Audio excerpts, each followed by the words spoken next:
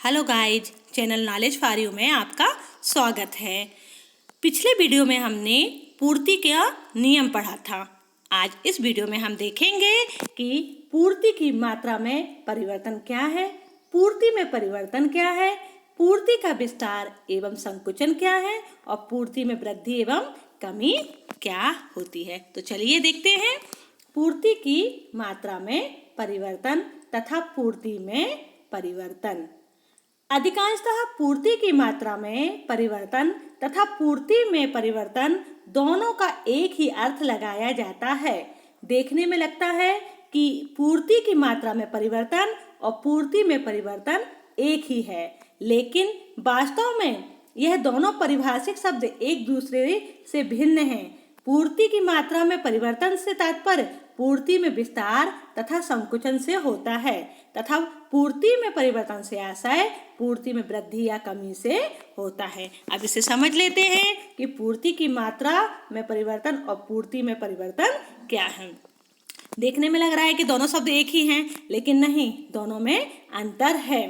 पूर्ति की मात्रा में जो परिवर्तन से तात्पर्य है पूर्ति में विस्तार तथा संकुचन। ये बात आपको ध्यान रखनी है कि पूर्ति की मात्रा में परिवर्तन, जब बात की जाएगी पूर्ति की मात्रा में परिवर्तन तो वहां पर बात आएगी विस्तार और संकुचन से, और जब पूर्ति में परिवर्तन से आशय आएगा तो वहां पर होगा पूर्ति में वृद्धि या कमी। अब देख लेते हैं कि पूर्ति में परिवर्तन मुख्य रूप से दो कारण से होते हैं और पूर्ति की मात्रा में परिवर्तन और पूर्ति में परिवर्तन। तो सबसे पहले हम समझ लेते हैं पूर्ति की मात्रा में परिवर्तन क्या है।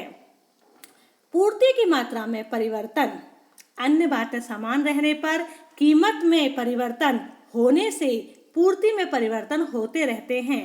यह परिवर्तन पूर्ति के नियम के अनुरूप होते हैं, जैसे कीमत के कम होने पर पूर्ति में कमी तथा कीमत के बढ़ने पर पूर्ति में वृद्धि। पूर्ति में इन परिवर्तनों को पूर्ति का विस्तार और संकुचन या पूर्ति वक्र पर संचलन यानी कि मूवमेंट कहते हैं। संक्षेप में कीमत में परिवर्तन के कारण एक ही पूर्ति वक्र पर नीचे की ओर या ऊपर की ओर संचलन क्रमशः पूर्ति का विस्तार एवं पूर्ति का संकुचन कहलाता है। तो यहाँ पर मुख्य बातें क्या है, क्या ध्यान में रखनी है आपको कि अन्य बातें समान रहे। कब? जब पूर्ति की मात्रा में परिवर्तन की बात की जाए तो पूर्ति की मात्रा में अन्य बातें समान रहती हैं और कीमत में परिवर्तन होता है। किसमें परिवर्तन होता है? कीमत में परिवर्तन होता है, और कीमत में परिवर्तन होने से पूर्ति में जो परिवर्तन होगा उसे हम पूर्ति की मात्रा में परिवर्तन कहेंगे। अब जैसे कि यदि कीमत के कम होने पर कीमत क्या हो जाए? कम हो जाए तो पूर्ति कैसी हो जाएगी? कम हो जाएगी, और कीमत बढ़ जाएगी तो पूर्ति बढ़ जाएगी। तो इस प्रकार से हम इसे पूर्ति का विस्तार और संकुचन कहते हैं। तो पूर्ति का विस्तार और जो संकुचन है उसे पूर्ति वक्र पर संचलन भी कहा जाता है। पूर्ति वक्र पर नीचे की ओर या ऊपर की ओर संचलन। अभी आप देखेंगे एक रेखा चित्र है, उसमें देखेंगे कि पूर्ति वक्र पर नीचे की ओर या ऊपर की ओर संचलन करना या गति करना क्रमशः पूर्ति का विस्तार एवं पूर्ति का संकुचन कहलाता है। अब देखते हैं कि पूर्ति में परिवर्तन क्या है। अभी देखा क्या था? अभी पूर्ति की मात्रा में परिवर्तन देखा था, जिसमें क्या बदल रहा था? कीमत बदल रही थी। लेकिन अब क्या देखेंगे? पूर्ति में परिवर्तन। अब यहाँ है कीमत के अतिरिक्त अन्य कारक या तत्व, जैसे तकनीकी सुधार, यातायात के साधनों का विकास, आय में वृद्धि, फर्मों की संख्या में वृद्धि, उत्पादक के साधन की कीमत कम होना या ज्यादा होना, करों में कमी होना या वृद्धि होना आदि में परिवर्तन होने पर पूर्ति में परिवर्तन होता है। तो इस प्रकार के परिवर्तनों को पूर्ति में वृद्धि या पूर्ति में कमी अथवा पूर्ति वक्र का खिसकाव कहते हैं। इस स्थिति में नया पूर्ति वक्र प्रारंभिक पूर्ति वक्र के बाएं ओर ऊपर या दाएं ओर नीचे खिसक जाता है। अब इसे समझ लेते हैं। पूर्ति में परिवर्तन जो है वो किस कारक से होता है, किस कारण से होगा? अन्य कारक या तत्वों से। अभी आपने देखा था कि पूर्ति की मात्रा में परिवर्तन कीमत से हो रहा था, लेकिन पूर्ति में परिवर्तन अन्य कारक या तत्वों से होगा। अन्य कारक यहाँ पर दिए हैं कि तकनीकी सुधार हो जाए, नई तकनीक आ जाए, यातायात के साधन का विकास हो जाए, आय में वृद्धि हो जाए, फर्मों की संख्या में वृद्धि हो जाए, उत्पादक के जो साधन की कीमत है वो कम हो जाए या ज़्यादा हो जाए, करों में कमी या वृद्धि हो जाए। तो ये सारे परिवर्तन पूर्ति में परिवर्तन को लाएंगे। और जब पूर्ति में परिवर्तन होगा इन कारणों से, तो उसको क्या कहेंगे? पूर्ति में वृद्धि कहेंगे या पूर्ति में कमी कहेंगे। अगर कमी होती है तो कमी कहेंगे और वृद्धि होती है तो वृद्धि कहेंगे। अब पूर्ति में परिवर्तन जो होता है तो पूर्ति वक्र का खिसकाव होता है। अभी उसमें क्या था? पूर्ति की मात्रा में संचलन हो रहा था, इसमें क्या हो रहा है? खिसकाव हो रहा है। तो इस स्थिति में क्या होगा? जो पूर्ति वक्र बनेगा वो वक्र बाईं ओर ऊपर जाएगा या दाईं ओर नीचे खिसक कर आ जाएगा। अभी हमने जो पूर्ति की मात्रा देखा था, तो अब इसमें देख लेते हैं कि पूर्ति का विस्तार और संकुचन क्या होता है। जब किसी वस्तु की केवल कीमत में परिवर्तन होने पर उसकी पूर्ति में परिवर्तन होता है, तब उसे पूर्ति का विस्तार या पूर्ति का संकुचन कहते हैं। क्या हो रहा है यहाँ पर? सिर्फ कीमत में परिवर्तन। अभी फर्स्ट नंबर में पढ़ा था आपने, फर्स्ट में पढ़ा था कि पूर्ति की मात्रा में परिवर्तन। तो पूर्ति की मात्रा में परिवर्तन से विस्तार और संकुचन होता है, तो उसमें कहाँ पर होगा? कीमत में परिवर्तन। अन्य बातें कैसी रहेंगी? स्थिर रहेंगी। अन्य बातें स्थिर रहेंगी और कीमत में परिवर्तन होगा। कीमत में परिवर्तन चाहे तो वृद्धि हो या फिर कमी हो। अब देख लेते हैं कि पूर्ति का विस्तार क्या है। अन्य बातें समान रहने पर जब किसी वस्तु की कीमत बढ़ जाती है तो पूर्ति भी बढ़ जाती है। तो इस बढ़ती हुई पूर्ति को पूर्ति का विस्तार कहा जाता है। इसे हम तालिका द्वारा समझ सकते हैं। तो देखिए तालिका में कहाँ है? ये पूर्ति का विस्तार है आपका।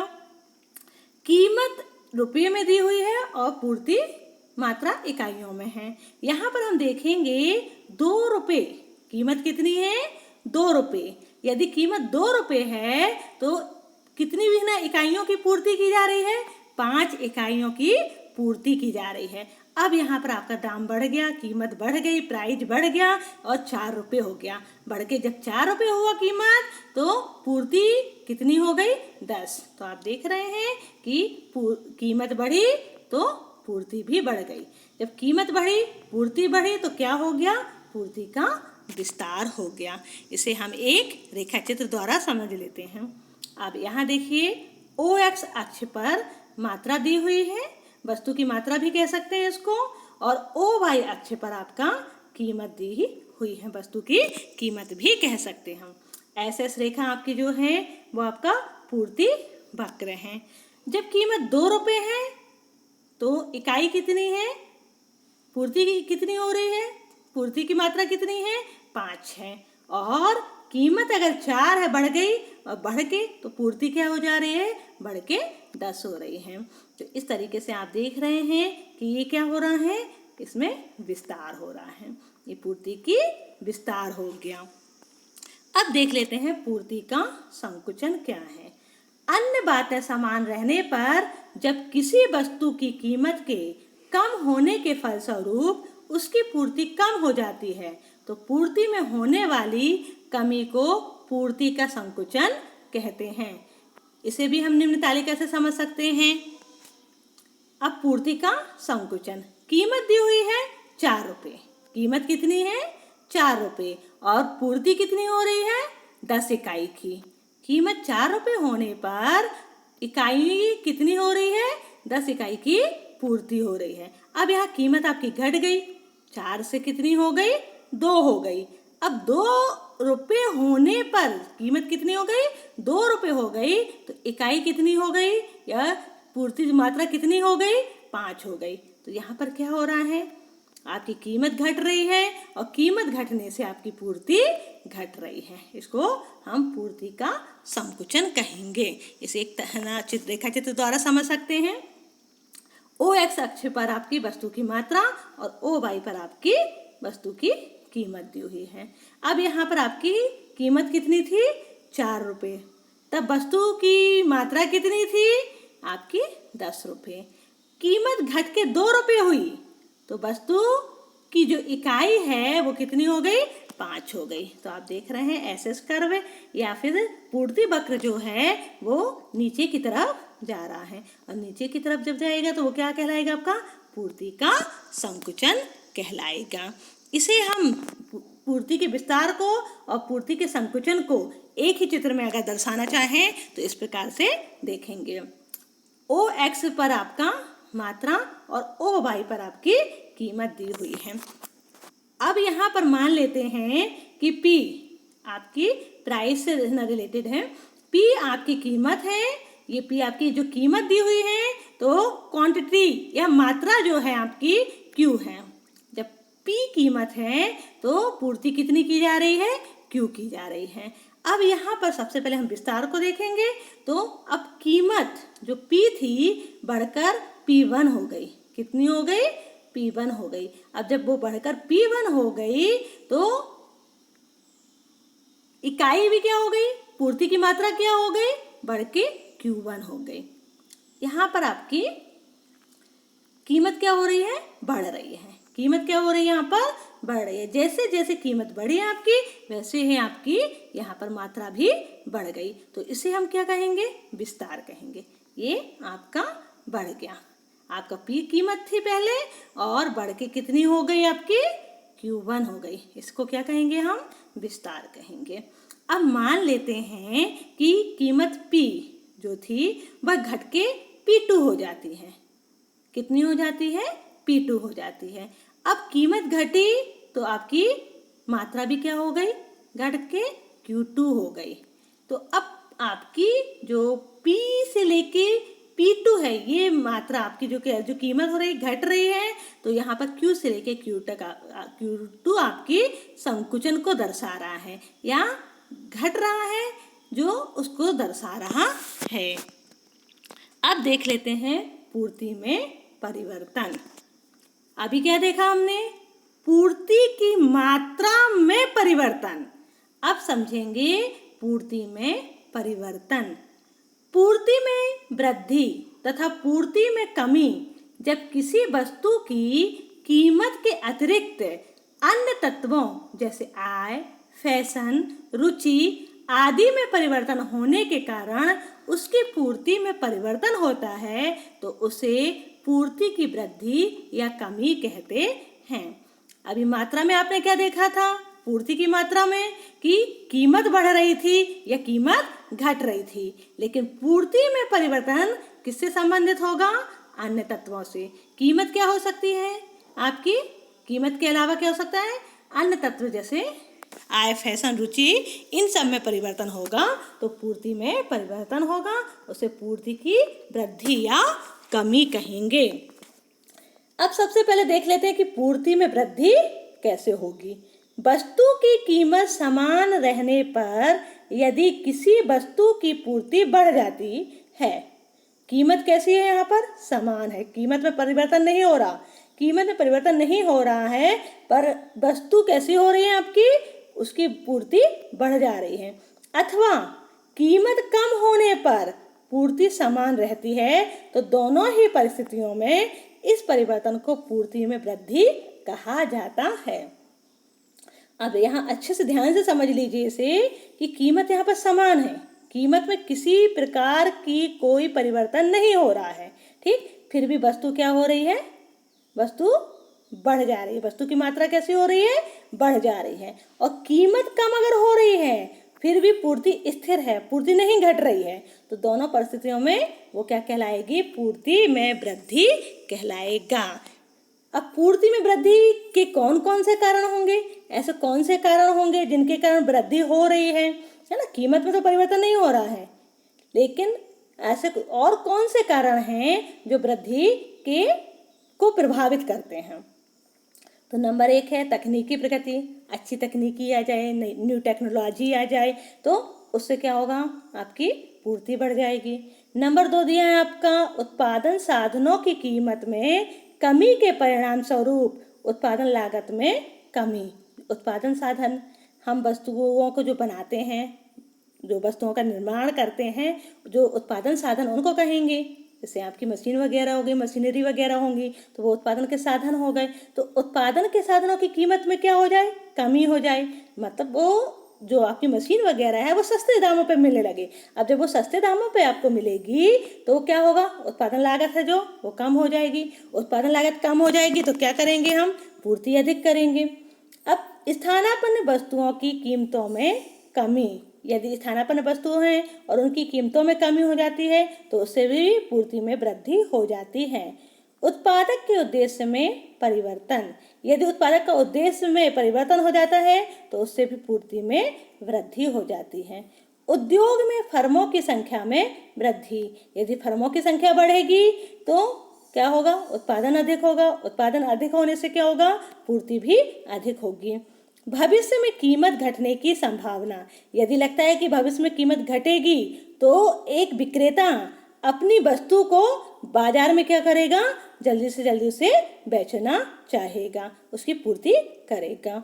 करों की कमी, अगर टैक्स कम कर दिए जाए, सरकार के द्वारा टैक्स कम कर दिए जाए तो लागत कम होगी, और लागत कम होगी तो पूर्ति अधिक होगी। अनुदान में वृद्धि, यदि सरकार के द्वारा अनुदान में वृद्धि कर दी जाए तो उससे पूर्ति में वृद्धि होगी। तो ये निम्न कारण आपके दिए हुए हैं कि पूर्ति में कौन कौन से, पूर्ति की वृद्धि में कौन कौन से कारण हैं।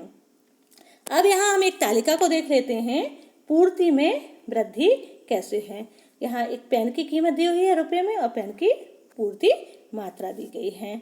2 कंडीशन है, एक कंडीशन आपकी ए बनेगी और दूसरी कंडीशन बी बनेगी। अभी आप लोग ने देखा भी था, क्या देखा हुआ था कि कीमत कम होने पर पूर्ति समान रहे और कीमत समान रहने पर पूर्ति बढ़ जाए। ये 2 कंडीशन हो गई थी ना, कीमत समान रहे और कीमत कम हो जाए।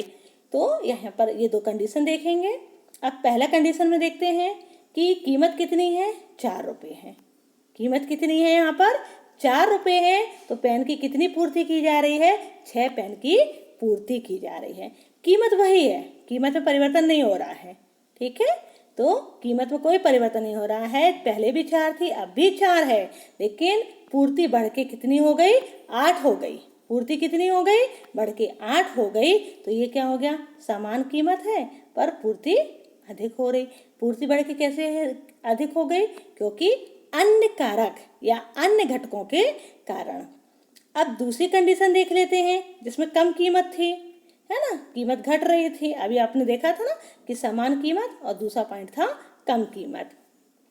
तो यहाँ पर दिया हुआ है कि कीमत कितनी है, 4 रुपये। कीमत 4 रुपये होने पर कितनी इकाइयाँ बहना की पूर्ति हो रही है, 6 इकाइयों की पूर्ति हो रही। अब कीमत घट गई, अब कीमत कितनी हो गई, 3 रुपये हो गई। तो घट के 3 रुपये हुई, लेकिन पूर्ति क्या हो रही है, ज्यों की त्यों है, उसमें कोई परिवर्तन नहीं हो रहा। पहले भी 6 थी अब भी 6 है, ठीक। तो यहाँ पर पूर्ति कैसी है, समान पूर्ति। इसको फिर से देख लीजिए आप कि समान कीमत होगी, समान कीमत पहला कंडीशन आ गई तो अधिक पूर्ति हो रही है, तो भी पूर्ति में वृद्धि है। दूसरा कंडीशन है कम कीमत है आपकी, यानी कि कीमत घट रही है और लेकिन पूर्ति कैसी है आपकी, समान है, तो वो भी पूर्ति में वृद्धि कहलाएगी। और ये सब कैसे हो रहा है, ये सारी चीजें कैसे लागू हो रही हैं, क्योंकि अन्य कारक या अन्य तत्व प्रभावित कर रहे हैं किसको, पूर्ति को। अब इसको हम एक रेखा चित्र द्वारा समझ सकते हैं पूर्ति में वृद्धि को। OX पर मात्रा दी हुई है और OY पर आपकी कीमत दी हुई है। तो यहाँ पर आप देखेंगे कि P आपकी प्राइस दी हुई है या कीमत दी हुई है। OP भी मान सकते हैं आप कि OP आपकी क्या हो गई, कीमत हो गई, और OQ आपकी क्या हो गई, मात्रा हो गई। तो जब आपकी OP कीमत है और हम कितनी वस्तु का, आपका OQ वस्तु का या OQ वस्तु की पूर्ति कर रहे हैं, तो आपका ये क्या हो रही है, पूर्ति हो रही है। इस तरीके से ये जो बन रहा है आपका, ठीक, OP और OQ। ये आपका यहाँ पर पहले इतने ही समझिए आप इस डायग्राम में, इस चित्र में पहले इतना ही समझ लीजिए कि आपकी कीमत कितनी है, OP है और मात्रा आपकी OQ है। ठीक, ये इस तरीके से यहाँ पर हम एक कर्व या हम एक वक्र बना लेते हैं। तो ये वक्र जो है आपका SS वक्र है, जो मूल वक्र कहलाएगा। कैसा वक्र कहलाएगा? ये मूल वक्र। मतलब OP कीमत पर OQ मात्रा पर आपका M बिंदु पर SS वक्र प्राप्त हो रहा है। अब यहाँ पर आपकी कंडीशन क्या थी? पहली कंडीशन वहाँ पर क्या दी हुई थी कि कीमत कैसी हो रही है? कीमत स्थिर है। अभी आपने पढ़ा था ना, तो कीमत कैसी है? कीमत आपकी स्थिर है, कीमत में परिवर्तन नहीं हो रहा। कीमत में परिवर्तन नहीं हो रहा है, लेकिन आपकी जो OQ मात्रा थी तो वो बढ़कर कितनी हो गई? OQ1 मात्रा क्या हो गई? बढ़ गई। कीमत स्थिर है पर मात्रा यहाँ पर क्या हो गई है? बढ़ गई है। अब इसमें देखेंगे आप, मात्रा बढ़ गई है तो आपको कौन सा बिंदु मिल जाएगा? M2 बिंदु मिलेगा। ठीक, ये आपका M2 बिंदु मिल जाएगा। ये पहली कंडीशन के अनुसार कि कीमत आपकी स्थिर है लेकिन आपकी क्वांटिटी या मात्रा बढ़ गई है। अब दूसरा कंडीशन क्या था कि कीमत कम हो जाए। कीमत क्या हो जाए? कम हो जाए। अब यहाँ देख लेते हैं कि कीमत कम हो गई, कीमत P से P1 हो गई है। अब P1 हुई है कीमत, तो आप यहाँ देख लीजिए कि क्वांटिटी क्या हो रही है या मात्रा आपकी क्या हो रही है? जो पहले थी PQ आपकी क्या थी? PQ आपकी मात्रा थी और P1 होने पर भी आपकी मात्रा P1Q है। तो यहाँ पर कीमत कम होने पर भी मात्रा नहीं घट रही है। तो आपको S1 जो वक्र मिल रहा है, ये क्या हो रहा है? दाईं नीचे और खिसक के आ गया। पूर्ति वृद्धि में दाईं नीचे और खिसक कर आ गया। ठीक, अब देखते हैं पूर्ति में कमी। वस्तु की कीमत समान रहने पर यदि किसी वस्तु की पूर्ति कम हो जाती अथवा कीमत बढ़ने पर भी पूर्ति समान रहती है तो इस परिवर्तन को पूर्ति में कमी कहा जाता है। फिर से समझ लीजिए इसे कि पूर्ति में कमी क्या है। वस्तु की कीमत समान रह नहीं पर यदि किसी वस्तु की पूर्ति कम हो जाए। ठीक, कीमत कैसी है? समान है, स्थिर है, कीमत में कोई प्रकार का परिवर्तन नहीं हो रहा है, फिर भी पूर्ति क्या हो जा रही है? कम हो जा रही है। या कीमत बढ़ रही है फिर भी पूर्ति समान है, तो इस परिवर्तन को पूर्ति में कमी कहा जाता है। अब पूर्ति में कमी के कौन कौन से कारण हैं उसे देख लेते हैं। मशीनें एवं तकनीक पुरानी होने के कारण उत्पादन लागत की वृद्धि। मशीनें और जो नई पुरानी तकनीकी हो जाए तो उसके कारण क्या होगा?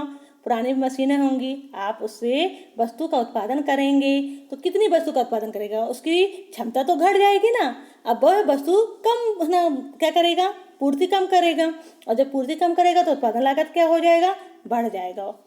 ठीक, उत्पादन लागत अगर बढ़ता है तो पूर्ति में कमी आती है। उत्पादन साधनों की कीमत में वृद्धि। जो मशीन वगैरह हैं आपकी, उस मशीनों की कीमतों अगर बढ़ जाएं जिससे आप उत्पादन करते हैं, वस्तु का आप उत्पादन करते हैं ना, तो उन मशीनों की कीमतें अगर बढ़ जाएं तो क्या करेंगे? लागत बढ़ेगी तो पूर्ति में कमी कर देंगे। स्थानापन्न वस्तुओं की कीमत में वृद्धि हो जाए। कोई भी स्थानापन्न, जैसे चाय कॉफ़ी होती है, चाय की कीमत अगर आपकी स्थिर है और कॉफ़ी की कीमत बढ़ जाए तो एक उत्पादक क्या करेगा? कॉफ़ी बेचना शुरू कर देगा। तो मतलब स्थानापन्न वस्तुओं की कीमत में वृद्धि होती है तो पूर्ति में कमी होती है। उद्योग में फर्मों की संख्या में कमी। यदि उद्योग में फर्मों की संख्या कम हो जाए तो क्या होगा? उत्पादन कम हो जाएगा। उत्पादन कम होगा तो पूर्ति कम हो जाएगी। निकट भविष्य में वस्तु की कीमत बढ़ने की संभावना। अगर लगता है कि भविष्य में वस्तु की कीमत बढ़ेगी तो एक विक्रेता अपनी वस्तु को स्टॉक करके रख लेगा कि हम भविष्य में बेचेंगे।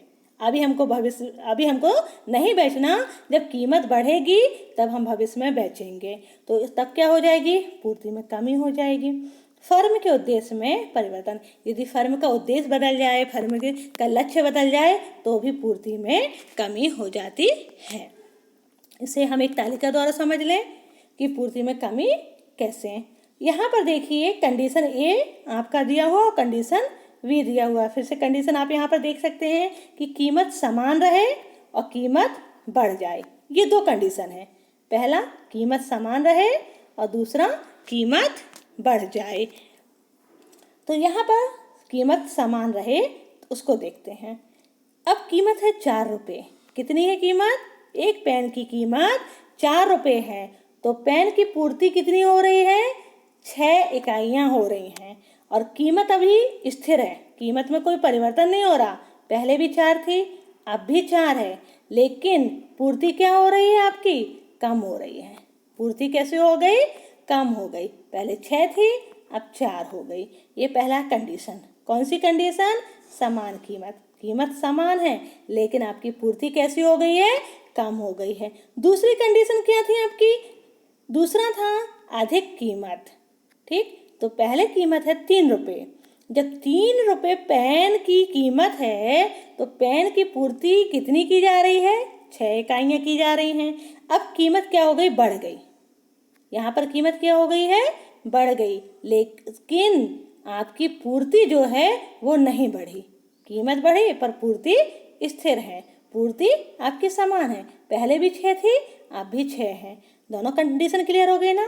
समान कीमत है यहाँ पर, ये आपकी समान कीमत, लेकिन यहाँ पूर्ति आपकी क्या हो रही है? कम हो रही। यहाँ पर आपकी कीमत बढ़ रही है और यहाँ पर आपकी पूर्ति समान है। इसे हम एक चित्र द्वारा समझ सकते हैं। OY अक्ष पर आपका मात्रा और OY पर आपकी कीमत दिखाई गई है। यहाँ पर देखिए आपकी OP कीमत है और OQ आपकी मात्रा है। जब OP कीमत है और आपकी MQ क्या हो जा रही है या OQ क्या हो रही है? आपकी मात्रा है।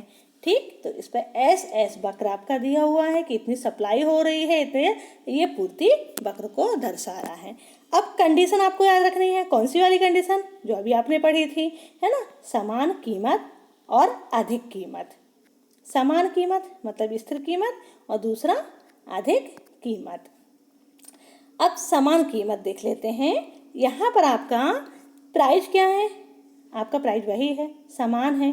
पहले ना आपका PQ था, अब कीमत वही है आपकी, है ना? लेकिन यहाँ पर आपकी मात्रा घट जा रही है। मात्रा क्या हो रही है? घट रही। पहले मात्रा OQ थी, अब मात्रा घट के OQ1 हो गई है। कीमत लेकिन परिवर्तित नहीं हुई है, कीमत वही है आपकी।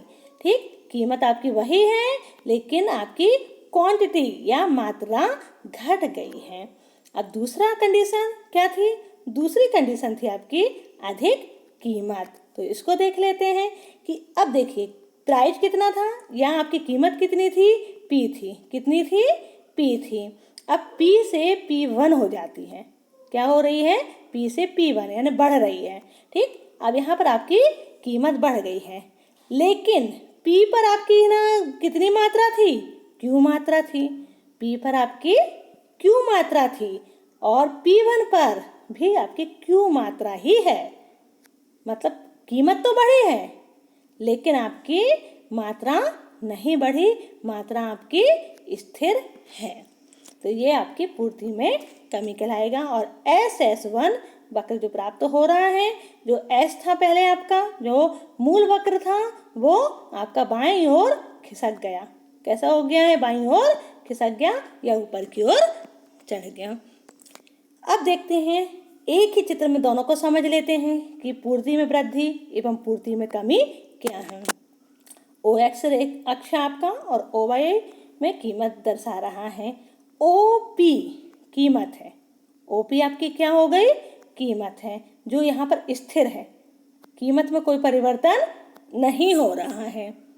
अब देखिए जब आपकी OP कीमत थी, ठीक, और मूल बिंदु आपका जो है OQ, मात्रा कितनी थी? OQ थी। ठीक, ये आपकी जो ये दी हुई है आपकी A से Q तक आपकी ये मात्रा हो गई। OP पर आपकी ओ क्यू या ए क्यू आपकी मात्रा हो गई। इसमें हमें एस एस वक्र, मूल वक्र प्राप्त हो रहा है। एस एस मूल वक्र है आपका। अब यहाँ पर देख लेते हैं कि वृद्धि और कमी। चलिए देखते हैं। यदि कीमत यहाँ पर स्थिर है, कीमत में कोई परिवर्तन नहीं होगा, लेकिन आपकी कीमत क्या है, स्थिर है, तो क्यू आपका जो उत्पादन हो रहा था या जो पूर्ति हो रही थी उससे यदि आपका मात्रा या पूर्ति को बढ़ा दिया जाए, Q2 कर दिया जाए, ओ Q2 हो जाए आपकी मात्रा बढ़ के, तो क्या होगा, कीमत स्थिर है, कीमत में कोई परिवर्तन नहीं हो रहा है, लेकिन आपका जो हो रहा है उत्पादन या आपकी जो पूर्ति हो रही है वो क्या हो जा रही है, Q से Q2, ये आपकी बढ़ रही है। ये कैसी हो रही है, बढ़ रही है। तो इस वक्र पर हमें इसी बिंदु पर जो वक्र प्राप्त होगा वो कैसा हो रहा है, आपका जो मूल बिंदु से आपके दाईं ओर खिसक गया। कैसे हो गया, खिसक गया। खिसक गया मतलब क्या हो गया, इसमें क्या हो गया आपका जो खिसक गया, तो आपका ये S1 जो है वो खिसक के नीचे आ गया है। नीचे आने पर क्या हो रहा है, यहाँ पर पूर्ति में वृद्धि को दर्शा रहा है, यहाँ पूर्ति में वृद्धि को दर्शा रहा है। अब यदि कीमत स्थिर है लेकिन आपकी जो मात्रा है वो मात्रा क्या हो गई है, घट गई है। पहले मात्रा कितनी थी, OQ, पहले मात्रा कितनी थी, OQ, लेकिन अब मात्रा कितनी हो गई, OQ1, तो मात्रा कितनी हो गई, ये मात्रा घट गई है, इतनी मात्रा आपकी घट गई। ठीक, तो बी बिंदु पर हमें क्या मिल रहा है कि देख रहे हैं हम OP आपका कीमत हो गया, OQ1 आपका घट के क्या हो गई है, आपकी पूर्ति घट गई है। तो यहाँ पर बी बिंदु पर हमें S2 वक्र मिल रहा है जो आपकी क्या कहते हैं, कमी को दर्शा रहा है कि पूर्ति में कमी हो गई है। इस तरीके से हम देख सकते हैं। चलिए अब इस पूरे चैप्टर को हम एक बार फिर से रिवाइज कर लें कि क्या क्या हमने अभी तक देखा है। तो पूर्ति की मात्रा में परिवर्तन, पहला पॉइंट देखा था ना कि पूर्ति की मात्रा में परिवर्तन, किस कारण से पूर्ति की मात्रा में परिवर्तन होता है, तो पूर्ति की मात्रा में परिवर्तन होता है केवल कीमत में परिवर्तन के कारण। ठीक, पूर्ति की मात्रा में परिवर्तन कब होता है, केवल कीमत में परिवर्तन के कारण। अब कीमत में परिवर्तन अगर होता है तो उसके भी दो कारण निकल के आएंगे, या तो कीमत में विस्तार होगा या फिर पूर्ति का संकुचन होगा। ठीक, कीमत में परिवर्तन हो रहा है तो पूर्ति का या तो विस्तार होगा या पूर्ति का संकुचन होगा। अब पूर्ति का विस्तार भी हो रहा है, पूर्ति का संकुचन हो रहा है, लेकिन इन दोनों में ही जो मौलिक पूर्ति वक्र होता है उसमें कोई बदलाव नहीं आता है। ठीक, चलिए आगे देखें। पूर्ति में परिवर्तन, कीमत के अतिरिक्त अन्य तत्वों में परिवर्तन के कारण। पूर्ति में परिवर्तन कैसे होता है, कीमत में नहीं होता। ठीक है, अभी आपने देखा था ना, पूर्ति की मात्रा में परिवर्तन कौन करेगा, कीमत, लेकिन पूर्ति में परिवर्तन की बात करोगे तो कीमत के अतिरिक्त अन्य तत्वों में परिवर्तन के कारण होता है। अब अन्य तत्वों के कारण जो परिवर्तन होगा तो कैसा परिवर्तन होगा, वो भी दो प्रकार से होगा। पूर्ति में या तो वृद्धि होगी या पूर्ति में कमी होगी, दोनों में से कोई एक होगा। ठीक, अभी हमने आगे चर्चा कर चुके हैं। अब पूर्ति में वृद्धि हो रही है, मान लेते हैं हम कि पूर्ति में वृद्धि हो रही है, तो उसका क्या प्रभाव पड़ेगा, यहाँ देख लेते हैं। तो पूर्ति में वृद्धि होने पर पूर्ति वक्र के दाईं ओर खिसकाव होता है।